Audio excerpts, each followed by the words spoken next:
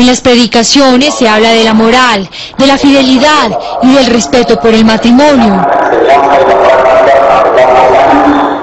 Muchos de los que fueron llegando allí dicen haber encontrado refugio y cambios positivos en su vida. Ese fue el caso de Carlos Andrés Sánchez. Decidí cambiar o quería cambiar, ¿no? Al encontrar que tenía muchas faltantes y muchos problemas en mi vida, problemas de desorden, de rebeldía y todo esto, buscando a Dios como una solución para cambiar mi vida, para poder mejorar y superarme. Con el transcurso de los años, según estos feligreses, Álvaro Gámez empezó a consolidarse como una figura paterna, como alguien a quien muchos veneraban e idolatraban. Porque una de las cosas que me quedó suficientemente clara a mí es que el Señor me está respaldando en una forma absoluta. La Iglesia Salem fue creada aquí en Pasto aproximadamente hace 20 años por el señor Álvaro Gámez, y aunque nunca practicaron el cristianismo tradicional, fueron cada vez más los adeptos. Tanto así que en Nariño se calcula que tiene 40 sedes, representación en todo el país e incluso fuera de Colombia. Las predicaciones del señor Álvaro Gámez llegaron hasta Ecuador, Venezuela, Perú, Panamá, Chile y Estados Unidos. ¿Cómo veía usted a Álvaro Gámez, al apóstol, como lo llaman ustedes? Álvaro Gámez para mí era la persona que yo más admiraba en la vida. Aún superaba a mis padres. Era la persona que yo quería ser. Es más, cuando yo iba a las predicaciones, y yo sé que muchos se identificarán conmigo, sentían que era un hombre extraordinario, la verdad, genial. Y que por su modelo de predicación, diría que había un abismo muy grande entre nosotros y él. Con el paso del tiempo, a medida que crecía la iglesia, también su poder económico. Tenía varios predios y autos, viajaba por varios países llevando su predicación. He sido un hombre que ha obedecido y se ha puesto en su voluntad, y por eso ha venido el fruto. Sin embargo, en marzo de este año, Pasto se escandalizó cuando públicamente el llamado apóstol fue denunciado ante la fiscalía por 4 feligreses. Lo acusaban de acoso y violación sexual. Karen Sánchez afirma que el pastor abusó de ella hace 6 años cuando tenía 19. Él empezó a besarme todo el cuerpo, todo. No hubo un rincón de mi cuerpo que no me besara, ¿cierto? Yo me sentía súper mal porque decía, no puede ser esto, si no puede ser. Yo pensaba en mi mente, yo decía, si esto es correcto, su esposa debería estar aquí. Sara, como llamaremos a esta mujer, también denunció.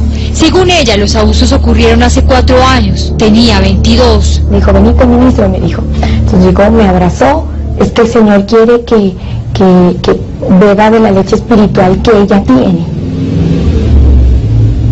Entonces yo me quedé estupefacta, no sabía qué hacer, ¿te me entiendes? O sea, estuve en una oficina encerrada, ya, con este hombre allí. Entonces este hombre me acercó y comenzó a tocar mis pechos. Y bueno, eso fue muy tenaz. Me asusté aún mucho más. Laura dice que Álvaro Gámez la empezó a acosar telefónicamente este año. Ella tiene 23. Me dijo, yo te estoy besando. Te estoy besando la frente, te estoy besando los ojos, te estoy besando la boca. Y empezó a bajar, ¿sí? Y a mí entró pánico en mi vida porque yo dije, no, esto está mal.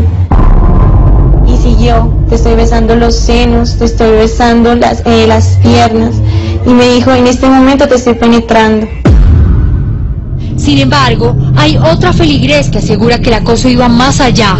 Habla de relaciones sexuales como tal, y lo más grave es que dice que fue cuando era menor de edad. Silvia, como la llamaremos, tiene actualmente 23 años y dice que desde que entró a la iglesia cuando tenía 13, tenía sexo con Álvaro Gámez. Las direcciones eran de que debía estar sin camiseta, sin brasier. Luego empezó a acercarse con besos en la espalda, y hubo una ocasión hasta que un beso en glúteo. Y ahí es donde se empezó ya a ser un poco más íntimo ese encuentro, hasta la penetración. Este video, que no podemos mostrar por impedimentos legales, fue la única prueba que las mujeres entregaron a la fiscalía. Allí supuestamente el llamado apóstol Álvaro Gámez está sosteniendo relaciones sexuales con otras mujeres, supuestas feligreses de su iglesia. Sin embargo, al ver las imágenes, parecieran ser relaciones voluntarias, por lo que podría ser difícil determinar si fue un abuso sexual. Sin embargo, Silvia afirma que tuvo relaciones sexuales con Álvaro Gámez, según ella manipulada. Lo mismo afirman las otras mujeres. Dicen que los actos sexuales que permitieron con él fueron bajo una especie de lavado de cerebro. Tú piensas que eso que estás haciendo es correcto porque te han creado un mundo irreal en el cual te han metido y te dicen que eso es de Dios, que todo lo que haces se hace de Dios, que tú no puedes protestar, que tú no puedes decir absolutamente nada en contra de él, en contra de lo que se hace allá adentro. Mira, aquí el que manda soy yo. Usaba versículos bíblicos y decía que eso estaba escrito en la Biblia y que así lo demandaba Dios. ¿No cree usted que es ingenuo creer que es un mensaje divino, algo espiritual, algo de Dios, cuando realmente es un acercamiento de tipo sexual? Mira, es que hay una manipulación de la situación de la palabra de Dios tan tremenda. Cuando la gente empieza a obedecer por fe, se va a encontrar con Dios. Y lo que te digo, no es que te coja ya así, comienza muy sutilmente, con un amor fraternal, hasta que ya te lleva a un punto donde ya te pega la encerrona. Bueno, pues si tú dices, acabas accediendo a lo que él demanda. Nina García es consejera especialista en el tema. Desde hace años trata víctimas de sectas a nivel mundial. Desde Nueva York, Estados Unidos, ella estudió la iglesia Salem de Álvaro Gómez y afirma que sí pudo haber un lavado de cerebro. La ciencia hoy día nos demuestra definitivamente que sí se puede manipular la conducta de cualquiera. Estamos hablando no de un delincuente de la calle común, estamos hablando de un delincuente sofisticado, muy inteligente, que sabe lo que quiere y sabe medir sus acciones y que sabe lo que le conviene, o sea que él está muy consciente de lo que quiere.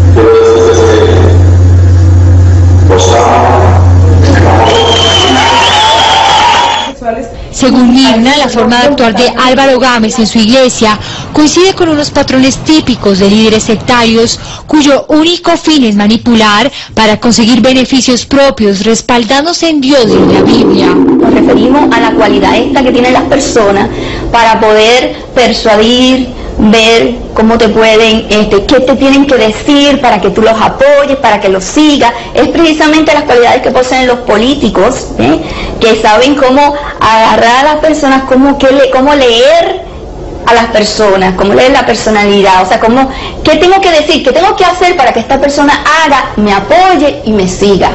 Eso es un líder carismático. El Señor ha venido ayudándome a enseñarle al pueblo a adorar a nuestro Dios. Estas mujeres, como muchas otras de la iglesia, llegaron cuando eran unas niñas, con alguna necesidad, con algún problema en sus familias, buscando refugio, podría decirse que vulnerables. La mayoría de las víctimas que atiendo, muchas de ellas fueron maltratadas, ellas son como la presa perfecta, que sencillamente estaban buscando una salida, o los que tenían problemas en la casa, o problemas matrimoniales. Yo tuve mucho abandono de parte de mi papá, entonces lo primero que creo que encontré fue la figura paterna, de la figura paterna de un Dios, y también con ese Señor.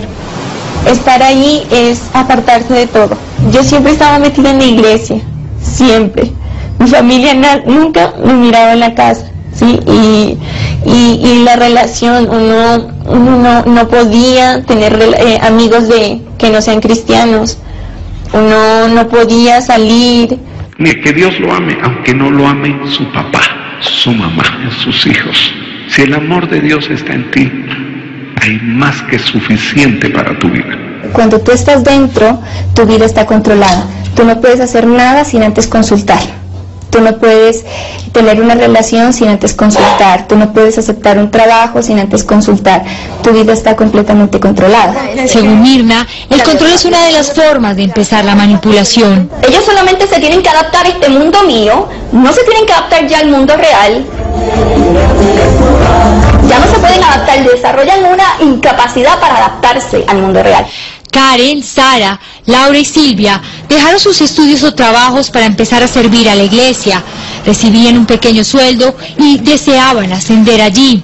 Te crean una necesidad de aceptación social, ¿sí?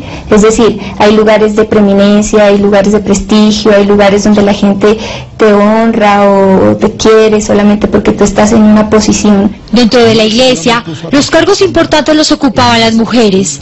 La mayoría desde pequeñas soñaban con ser danzarinas, profetas, músicos o supervisoras, cargos que según ellas designaba única y exclusivamente su apóstol Álvaro Gámez. Sara y Silvia fueron nombradas profetas. Afirman que según Álvaro Gámez podían ver y escuchar a Dios. Hay un juego de autoestima, ¿sí? Hay un juego de exaltación. El estar cerca a este hombre, pues realmente era como un privilegio, ¿sí me entiendes? Así tú no hubieses sabido a lo que a las consecuencias que venían, ¿ya? Porque pues realmente no sabía qué era lo que se venía encima. ¿Realmente usted tenía visiones, recibía direcciones, como lo llaman directamente de Dios? La verdad no. Yo miraba lo que hacían, que a veces aplaudían, a veces hasta escupían alrededor de las personas, o saltaban. Yo hacía lo mismo, porque si él me había dicho que yo era profeta, pues yo debía hacerlo. Entonces yo empecé a leer la Biblia bien y a aprenderme versículos para decírselo a las personas. Y con respecto a las visiones que tenía, yo me di cuenta que yo me las estaba imaginando, porque yo tenía miedo que si yo le decía yo no estoy viendo nada, yo en realidad no estoy escuchando nada, me fueran a quitar los privilegios. Además, había supuestamente una promesa: quien obedecía era bendecido, y el que era bendecido era próspero como él. Pero si usted sale chillando y a protestar y se va de la iglesia y va a difamar al de la iglesia y va a decir a los otros pastores que le presten el púlpito para lloriquear y acusar, como lo he visto yo hacer conmigo, eso no es un Cristo. Mostraba todo su poder en riqueza económica, lo que uno no podía lograr tener, o tal vez nunca lo iba a lograr tener, él se lo mostraba y decía que eso eran bendiciones de Dios. Como él, eso era un predicador de la palabra de Dios, entonces era lo que uno anhelaba, y para tener esto lo primero que uno le decía era que uno tenía que obedecer y tener fe. Entonces la obediencia era suprema. Cuando la gente empieza a obedecer por fe, se va a encontrar con Dios. Estas personas los llevan a que sientan emociones, los llevan precisamente a que empiecen a creer que Él sí conoce este mundo, y cuando la persona cree, sencillamente creer, darle el espacio a creer, es morder la carnada. Lo que no se da cuenta es que hay un anzuelo detrás, y esas son las técnicas de coerción. Pero también, según ellas, había una clara advertencia: a los rebeldes solo les esperaban desgracias. A la gente que está dentro les dice: pero es que si ustedes hablan, si ustedes se levantan contra mí, si ustedes se rebelan, las maldiciones van a venir, se van a morir, se van a enfermar. Él se inventa cosas tenaces de la gente y dice: miren, el fulano que se fue, le pasó esto. Porque yo aprendí hace pocos años que el que se levante contra mí, se levanta contra él. Eso fue lo que aprendí. Si yo me niego a esa administración, yo decía, muy dentro de mí, yo sabía que ese señor se iba a empecinar en contra de mí hasta sacarme de la iglesia. Ahora sí voy a sacar gente. Y esta es mi decisión. El que se me levante, apenas diga tío, está afuera. Te aterrorizan con el miedo a que te vamos a rechazar, te vamos a humillar, te vamos a despreciar y nadie más te va a hablar. Eso es alguna de las técnicas que utilizan. Él va desarrollando como una especie de fanatismo hacia él como líder, como ideal, y para que lo idolatren, porque esa es parte de sus necesidades emocionales, psicológicas.